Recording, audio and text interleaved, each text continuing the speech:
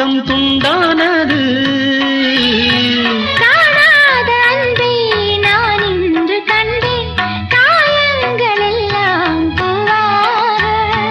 காமங்கள் ஒன்றே என் காதல் அல்ல, கண்டேனே உன்னை தாயாக.